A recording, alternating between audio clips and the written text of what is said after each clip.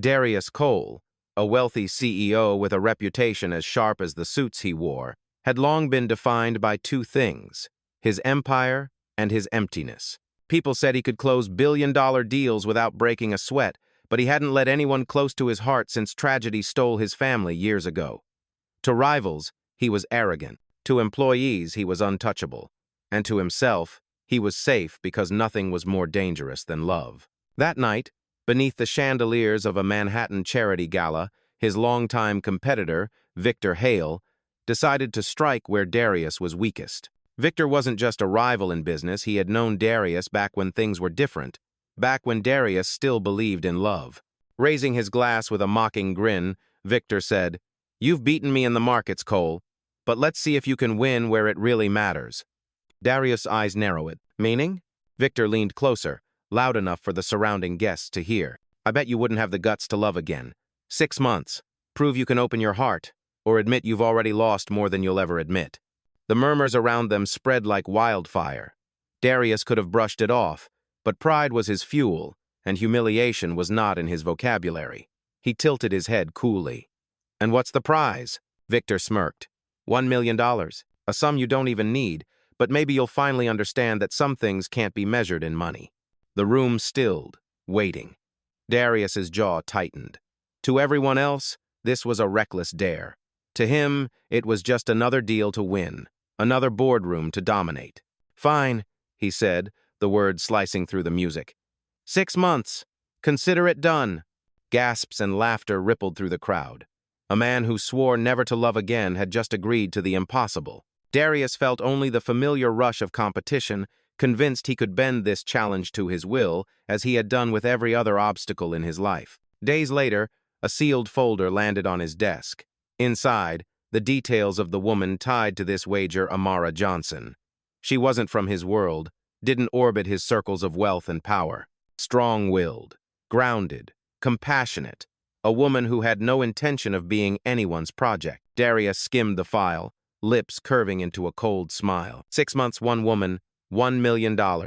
Simple. But as the city lights flickered against the glass walls of his penthouse, a silence pressed in that no amount of wealth could buy away. For the first time in years, Darius Cole had stepped into a game with rules he didn't write, one where the outcome couldn't be controlled. The file arrived with Amara Johnson's name printed neatly across the top. But no document could have prepared Darius Cole for the woman who walked into his life days later. Their first meeting wasn't in a boardroom or a penthouse lounge. At Amara's insistence, they met at a quiet neighborhood cafe tucked between a laundromat and a bookstore. The place smelled faintly of roasted beans and old paperbacks, a world away from the marble and glass that defined Darius's reality. When she entered, she didn't glide in like the women Darius was used to, wrapped in couture and diamond light. She carried herself with steady confidence, her posture straight, her gaze unwavering. She wore a simple navy dress, professional yet unpretentious, paired with a leather satchel that looked more functional than fashionable. Her presence wasn't meant to impress, it was meant to stand. "Mr. Cole," she greeted, her voice calm but firm as she reached his table. "Miss Johnson," he replied smoothly, rising to shake her hand. He expected hesitation, maybe intimidation. Instead, her grip was steady, deliberate, almost defiant. She sat across from him, folding her hands neatly on the table. There was no small talk, no polite attempt to soften the edges. "I know why we're here. I know about the bet, the terms, the 6 months." Darius blinked, masking his surprise with a faint smile. He had expected innocence, naivety. Instead, she cut straight to the truth. "And yet, you agreed to meet," he said, testing her resolve. "I have my reasons," she answered simply. Her tone carried no apology, only certainty. "But let's make one thing clear, I don't intend to play along with anyone's game. 6 months is 6 months. At the end of it, I walk away. I am not a prize to be won, Mr. Cole." The directness of her words might have unsettled another man. Darius leaned back in his chair, intrigued. Most people bent to his power, softened their voices, tried to please. Amara didn't flinch. Her eyes held him as if she were measuring him, not the other way around. He tapped the rim of his espresso cup, studying her. "You don't want my money. You don't want the life that comes with it. Then what do you want?" "Freedom," she said without hesitation. I want to know that even if I stand next to you, I remain myself. No contracts, no conditions, just dignity. For the first time in years, Darius didn't have an immediate comeback. Her answer wasn't defiance for its own sake, it was principle. She wasn't trying to impress him or challenge him for sport. She was simply immovable. As their meeting ended, Darius stepped out into the crisp Manhattan air with a rare sensation gnawing at him. He had entered thinking of Amara Johnson as a temporary inconvenience, a task to manage. But the truth was undeniable. She was unlike anyone he had ever met, and if she truly refused to bend, then for the first time in his life, the game might not unfold according to his rules.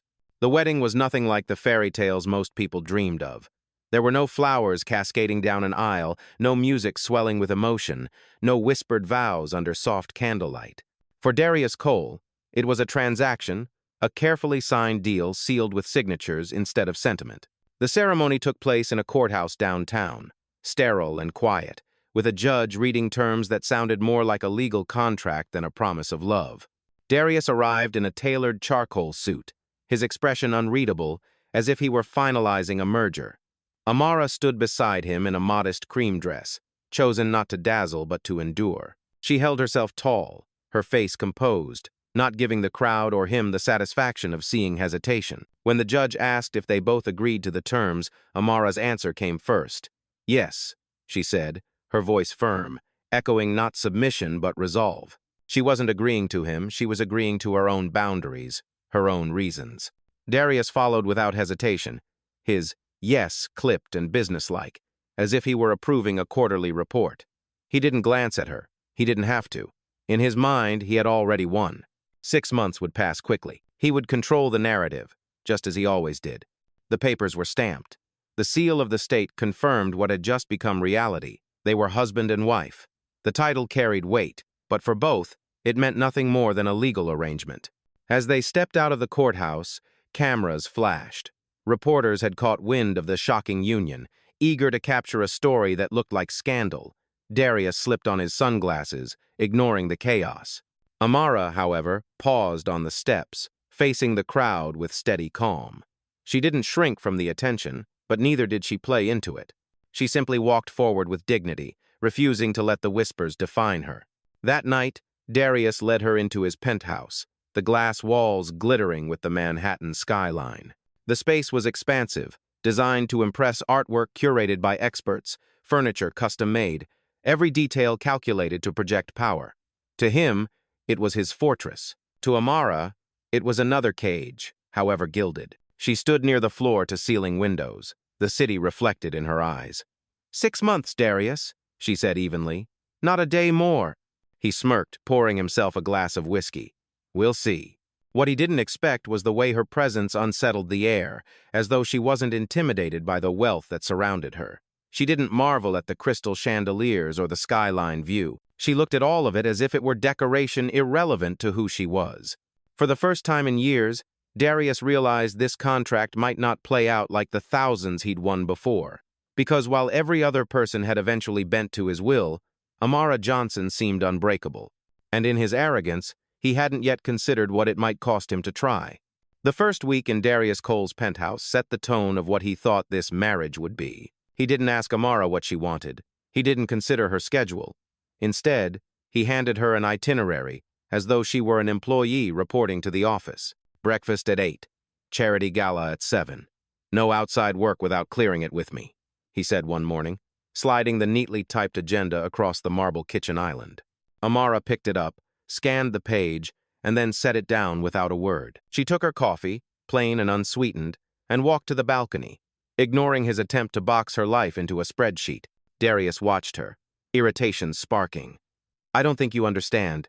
This arrangement has rules. She turned, her expression calm, voice measured but sharp.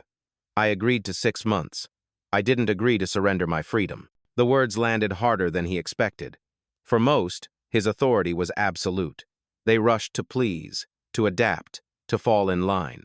Amara didn't even raise her voice, yet she made him feel like his power meant nothing. That evening, he tested her again. At the gala, she stood beside him in a simple black dress, elegant without being ostentatious. While the crowd whispered about her lack of diamonds, Darius leaned in, whispering through his confident smile. Play your role. Smile more. People are watching. Amara's eyes flicked to his, steady as steel. I'm not here to entertain your audience.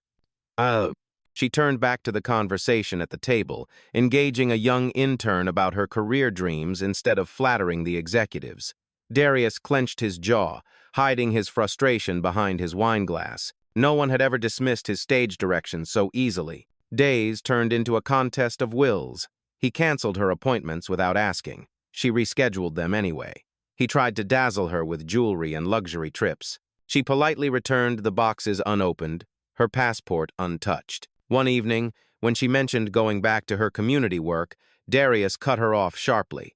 You don't need a paycheck anymore. You have me. Amara set down her teacup with deliberate calm. What I need, Darius, is a life that isn't dictated by someone else's fear. That struck deeper than he cared to admit. He masked it with a smirk. Fear? I don't fear anything. She held his gaze. Yes, you do. You fear losing control. That's why you treat people like pieces on your chessboard. The words silenced him. For a moment, the glittering city lights behind the glass walls felt less like trophies and more like prison bars. Later that night, when he tried to corner her into another argument, Amara didn't raise her voice. She simply turned off the lamp, walked past him, and closed the bedroom door behind her without another word. The silence stung more than any defiance. For the first time, Darius realized this wasn't going to be a simple contract.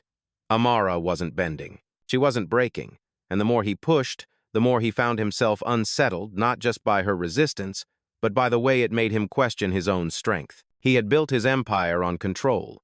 But in this penthouse, his fortress high above Manhattan, he was beginning to feel something he hadn't felt in years, powerless. For the first time in weeks, the apartment felt different. It happened in the smallest of moments. Darius had returned home late, exhausted after a brutal day of negotiations. His tie loosened, his jaw set tight. Normally, Amara would already be in her room, distant and untouchable. But that night, she was in the kitchen, sleeves rolled up, stirring a pot of soup that filled the air with warmth. He paused in the doorway, caught off guard. You? Cook? She didn't look at him, just continued ladling broth into 2 bowls. I don't cook for you. I cook for myself. If you're hungry, sit. Something about her tone, firm but not hostile, pulled him in. He sat at the counter, watching her move with quiet efficiency. The soup wasn't extravagant, but it was real, grounding. When she finally slid the bowl in front of him, he muttered, "Thank you." Her eyes flicked to his briefly, a small acknowledgement. No smile, no warmth. But it wasn't rejection either. And strangely, that single moment of civility felt more rewarding than the flattery he'd once received from entire boardrooms. The next day, he tried to return the gesture. Amara had once mentioned she preferred strong tea before bed, not coffee. That evening, he appeared at her door with a mug in hand. No sugar, just the way you like it. She accepted it without a word, but for a fraction of a second, her expression softened. Darius felt an unfamiliar flicker inside him, something dangerously close to satisfaction. But just when he thought the wall between them might be thinning, the bitterness returned. At a charity auction 2 nights later, he tried once again to direct her. Bid on the painting, he whispered, convinced the move would impress the board members watching. Amara shook her head, her voice low but firm. I won't be used as a pawn in your displays. The table went quiet. Darius clenched his teeth, covering with a forced laugh, but her refusal cut deeper than he wanted to admit. Back home, he confronted her. Do you have any idea how that made me look? Amara turned to him, her eyes steady. Do you care more about how you look, or who you are? He had no answer. The silence stretched, his own reflection in the glass window staring back at him like a stranger.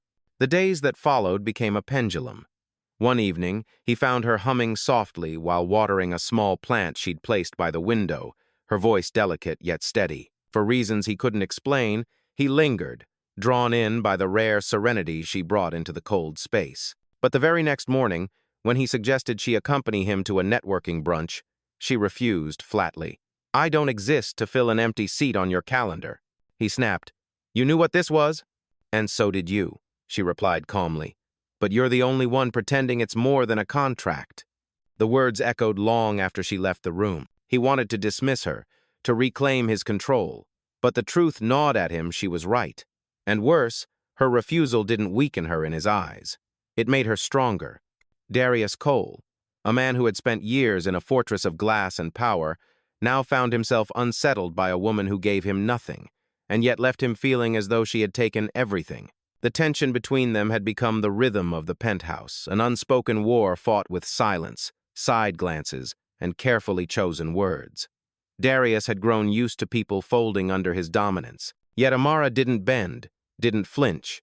If anything, she seemed to grow stronger the more he tried to cage her. One night, the storm finally broke.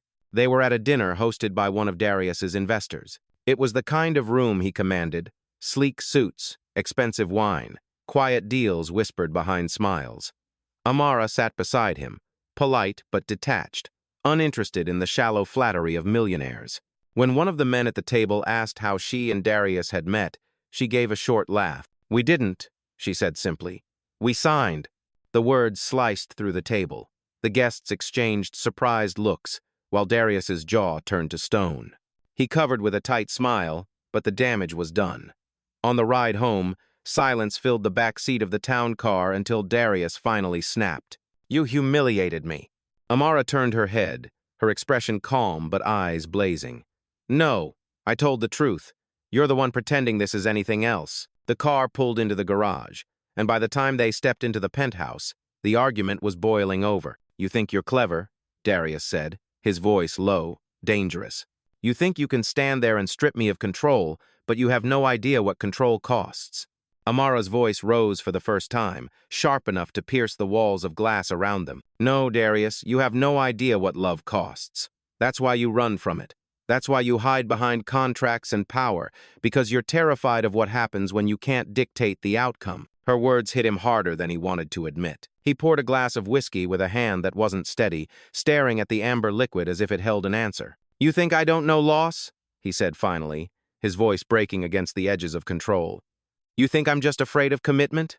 Amara's arms crossed, but her gaze softened slightly. "Then tell me, what are you really afraid of?" For a moment, Darius said nothing.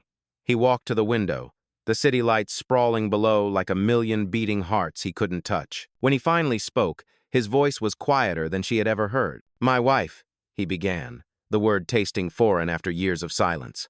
"My son, they were everything. A car accident. One night. Gone." His jaw tightened, his shoulders squared, but his voice betrayed him.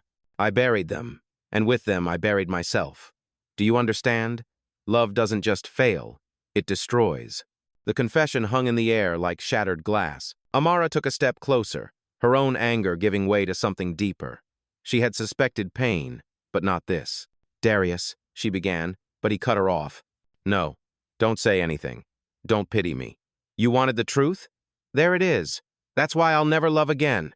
That's why this," he gestured between them, sharp and final, "is nothing more than a game I intend to win." Her chest tightened, not from his rejection, but from the raw wound he had just exposed. She understood now that his arrogance wasn't born only of pride, it was armor. His control wasn't strength, it was survival. But she also knew one thing he didn't. Armor can crack. Amara steadied her breath, meeting his eyes with quiet resolve. "I don't pity you, Darius, but I won't let you use grief as an excuse to destroy yourself or me. You're not the only one who's known loss." Her words caught him off guard. For the first time, he saw something flicker in her eyes. Pain, yes, but also defiance born from her own battles. She wasn't here to be conquered. She was here to hold up a mirror, one he'd spent years avoiding. The silence between them was heavy, filled with truths neither wanted to carry. Amara turned and walked toward her room, her voice steady as she closed the door. 6 months, Darius. You can keep treating this like a bet. Or you can finally face the fact that you've already lost more than any deal could ever repay." He stood alone in the vast penthouse, the city blazing outside, his reflection fractured in the glass. For the first time in years, Darius Cole didn't feel like the master of his empire. He felt like a man staring into a battlefield where power meant nothing, and only love could decide the outcome. The argument had left cracks in the fortress Darius built around himself. For the first time, Amara had seen the wound beneath the armor, and instead of exploiting it, she had walked away. That, more than anything, unsettled him. The next morning, he expected her to confront him again, to press the advantage. Instead, she said nothing. Over breakfast, she poured her own coffee, buttered a slice of toast, and never once looked in his direction. "Amara," he said finally, his voice cutting through the quiet. She didn't answer. She simply rose from the table, gathered her things, and left the room. At first, Darius told himself it was nothing. Silence had never bothered him before. He thrived in it. In business, silence was leverage. In life, it was armor. But this was different. Amara's silence wasn't protection, it was punishment. Days passed. She still moved through the penthouse, but it was as if he didn't exist. She spoke to the house staff when necessary, answered phone calls with ease, even laughed softly once or twice into her headset. But with him, nothing. Not a glance. Not a word. The emptiness gnawed at him more than he expected. He found himself lingering in the kitchen at the same time she brewed her tea, waiting for any acknowledgement. None came. He tried to provoke her with sarcastic remarks, with sudden questions about her day. Still, nothing. By the third night, frustration curdled into something he didn't recognize: desperation. He paced the living room, the city lights blazing outside like a stage he could no longer command. Finally, when Amara walked through with a book in her hand, he stopped her. "This is ridiculous," he said sharply. "You think ignoring me changes anything? You think silence gives you power?" Amara paused, her hand resting lightly on the book's cover. Her eyes met his for the briefest moment, calm, unshaken. Then, without a word, she turned and disappeared into her room, closing the door with a quiet finality that stung worse than a slammed one. Darius stood frozen, jaw clenched, the echo of her absence louder than any argument.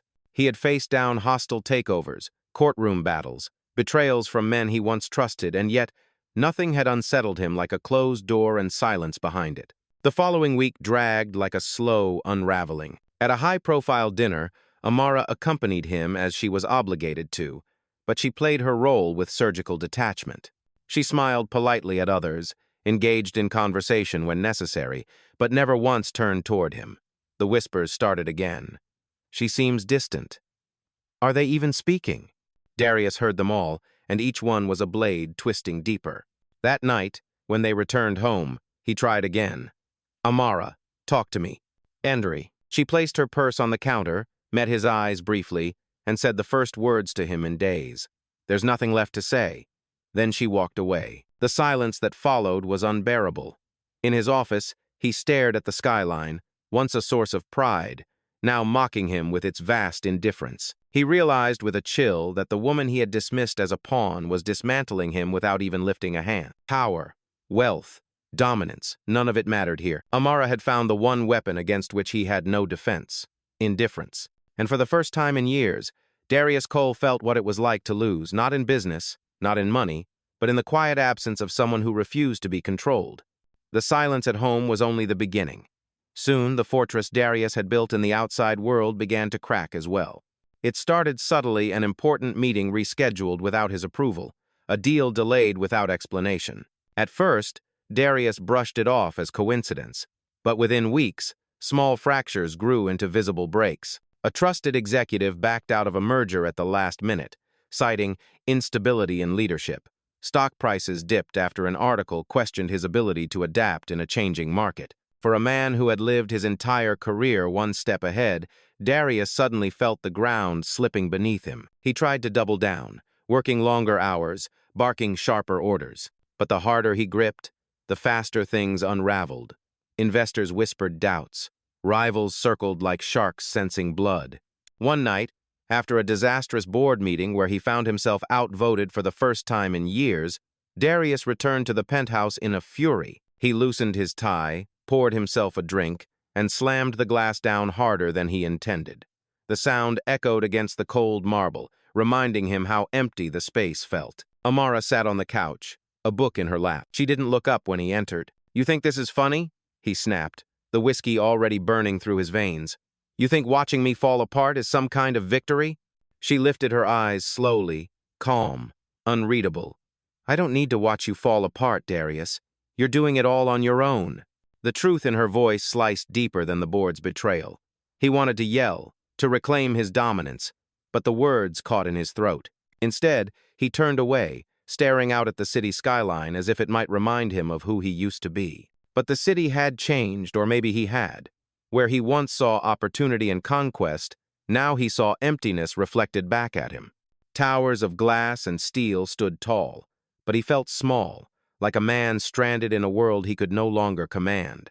The days bled together. He stopped sleeping. The whiskey bottles multiplied. At work, his sharp tongue turned into reckless outbursts. At home, the silence from Amara pressed heavier with each passing night. One evening, stumbling into the penthouse after yet another failed negotiation, Darius found her in the kitchen, quietly making tea. The normalcy of it nearly broke him. "I don't understand you," he muttered, his voice rough. "Any other woman would have taken the money, the power, the life I offer. But you—" He shook his head, collapsing into a chair. "Nothing is ever enough for you." "Oh." Amara set the kettle down gently, then turned to him. Her gaze was steady, unflinching. "I never ask for any of it. What I want you can't buy. Respect, honesty, a man who knows who he is when the lights go out." Her words hit like a strike he couldn't defend against. For years, Darius had defined himself by what he owned, what he controlled. But sitting there, defeated in his own home, he realized she saw through all of it. When she left the room, carrying her tea, Darius remained slumped in the chair, the weight of her words pressing heavier than the failures stacking against him. He thought he had been playing a game, one he always won. But now, it was clear he wasn't the player anymore. He was the piece being moved. And with every silent day, every failed deal, the truth became harder to deny.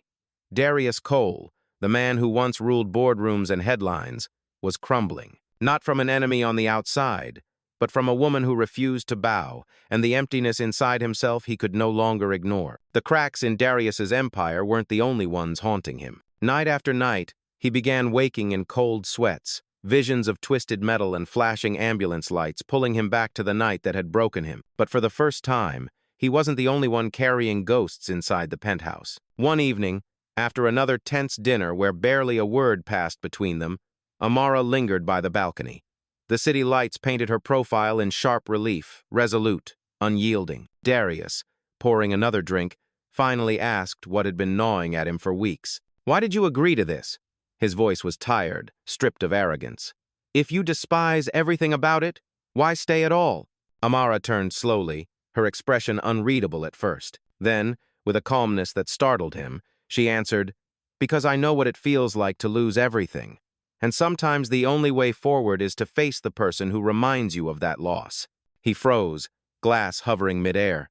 "What do you mean?" She walked toward him, each step deliberate. "You're not the only one who's buried someone, Darius. My brother Marcus, he was 21. Brilliant, stubborn, always trying to prove himself. He died in the same kind of corporate fire you profit from. A company cut corners to make money, and the building collapsed. He never walked out."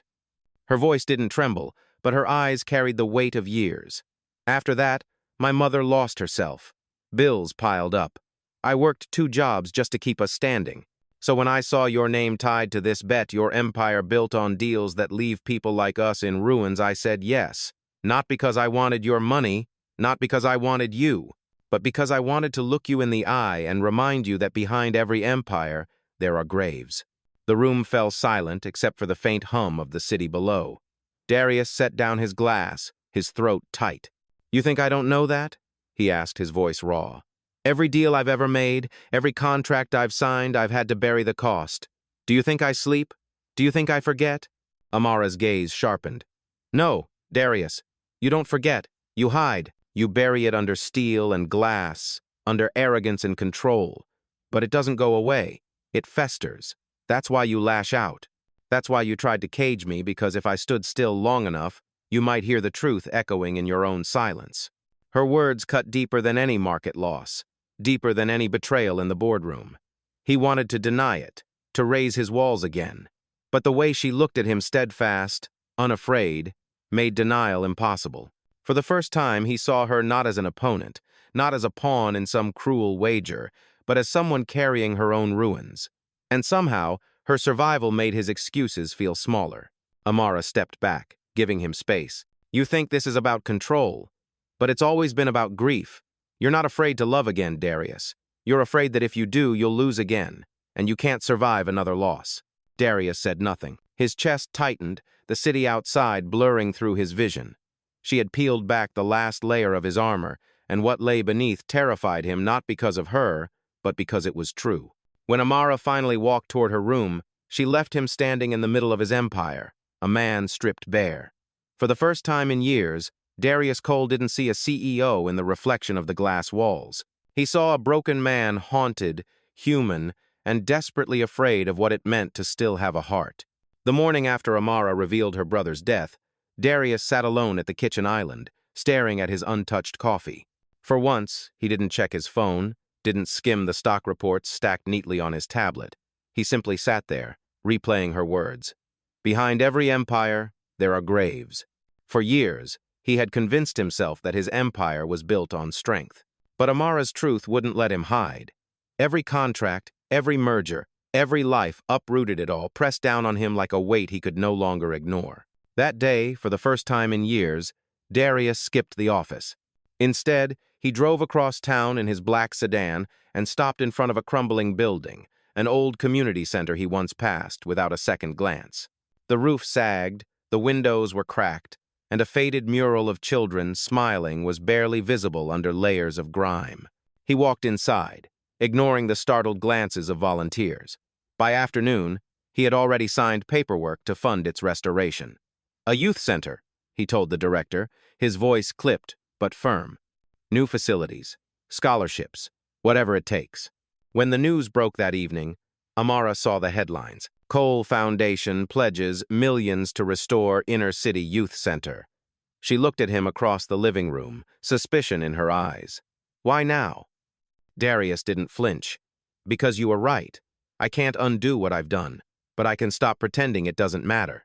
Amara studied him, uncertain if this was another power play or something real.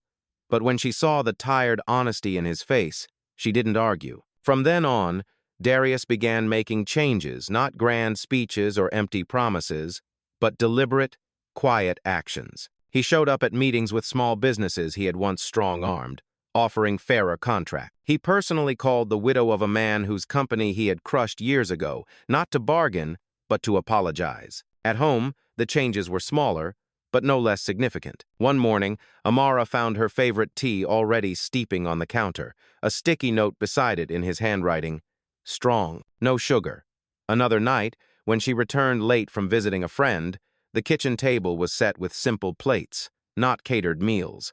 He had cooked badly, but earnestly. "Don't laugh," he warned as she lifted a fork. She tasted it, hiding a smile.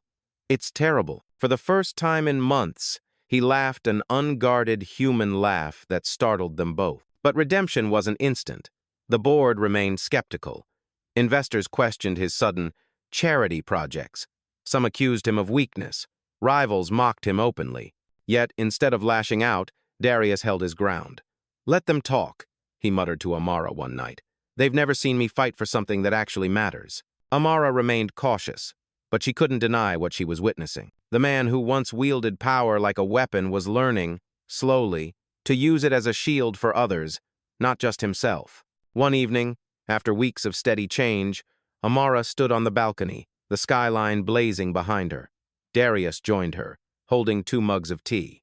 He set one down beside her and kept his gaze on the city. "I can't bring your brother back," he said quietly. "But I can make sure men like me stop creating more tragedies. That's what I'm working toward now." Amara turned to study him. There was no arrogance in his tone, no sharp edge, just conviction. "People don't change overnight," she said softly. He met her eyes, steady.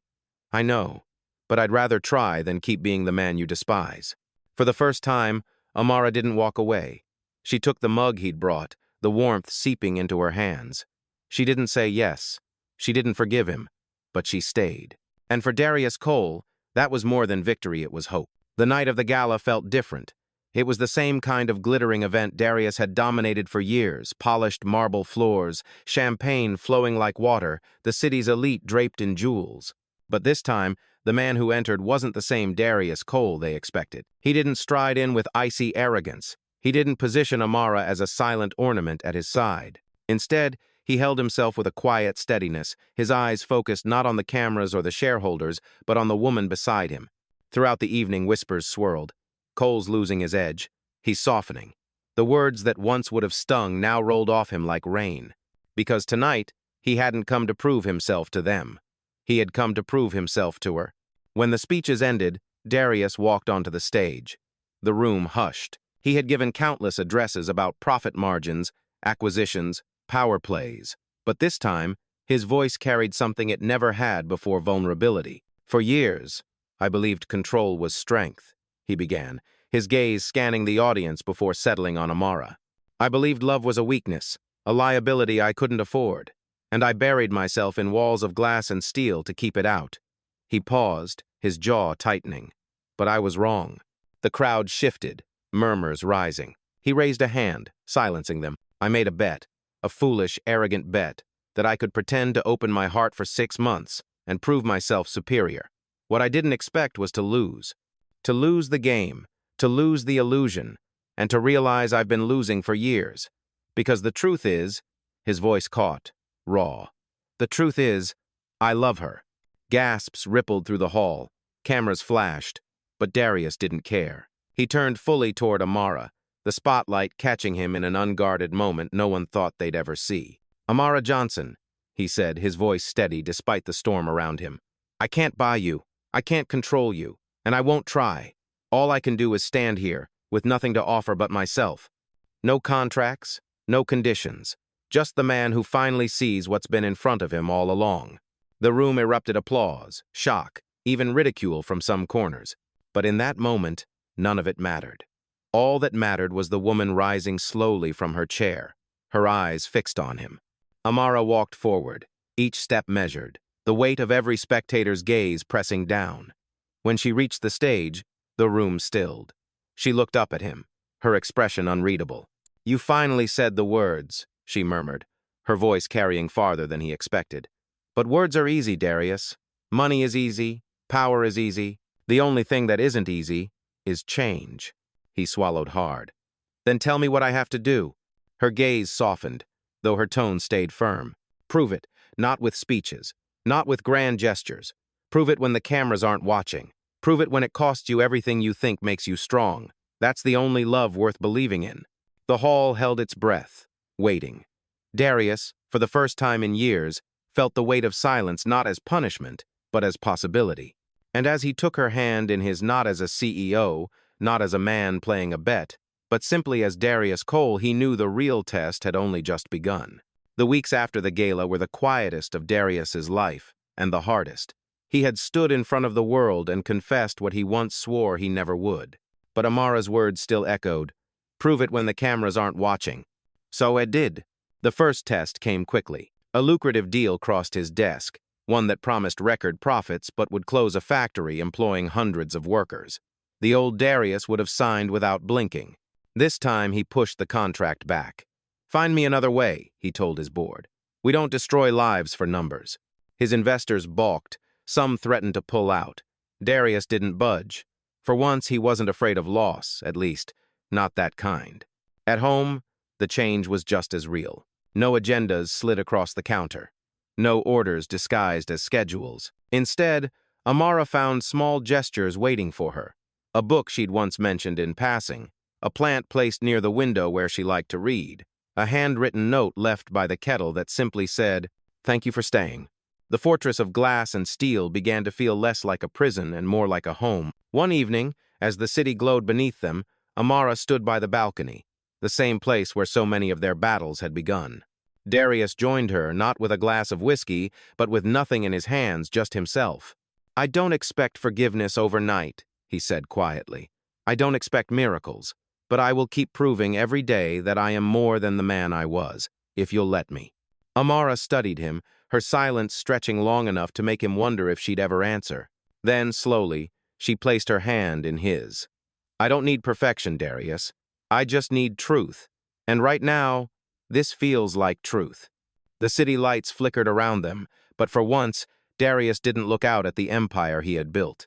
He looked at her, and for the first time in years, he wasn't afraid of what he saw. Their story didn't end with grand vows or sweeping gestures.